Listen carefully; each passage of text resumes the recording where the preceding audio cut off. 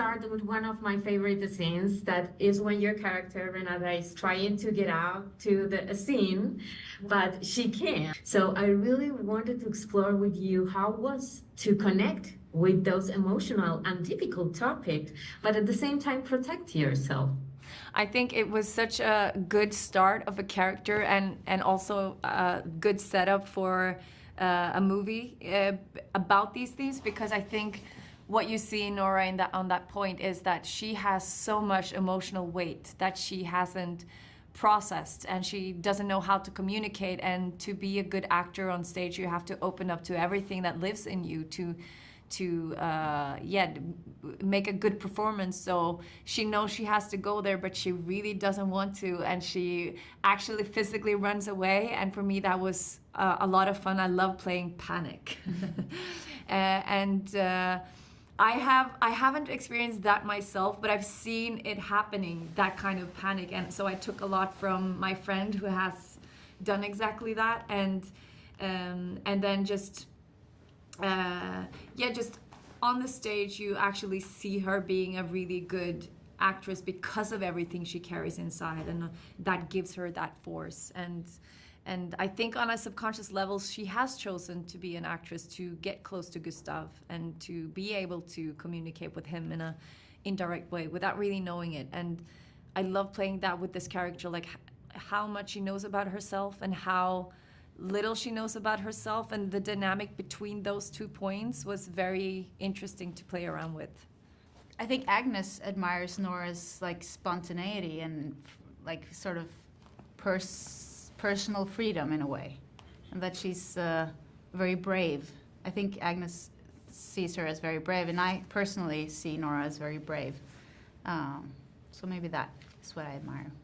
And I think, I think Nora is, and that's what I like about the dynamic between them. I think they love each other so much, and they do have like a contentment, or they're happy about the way they are living, but they see their lacks through each other. And I think that Nora really admires Agnes's way of actually like attaching to people around her and caring for people around her and landing and having that calm and making safe choices for herself. And Nora really struggles with that. So I think it's both a sorrow to see it, and she sees it also with a lot of love.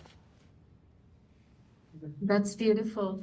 And there's a phrase that it's not about what people think, it's about what you think, that your character tells to a Stellan character. So I just want to appreciate to know, what are your thoughts about a kinder humanity if we can see our inner child? That's what we have to do. We have to see each other as people, and we have to see our families as children in a way. You have to see your parents as children, because they were children, and they have these small traumas that they carry with them, and that they maybe don't know or have worked through. And as an adult child, I think it will be easier if you acknowledge that in a way, and same with parents, and I think this is like a universal thing between people, that we have to see ourselves in the other person in a way. I think that's a part of also like, oh, sorry. Yeah, it's a part of growing up, and these characters are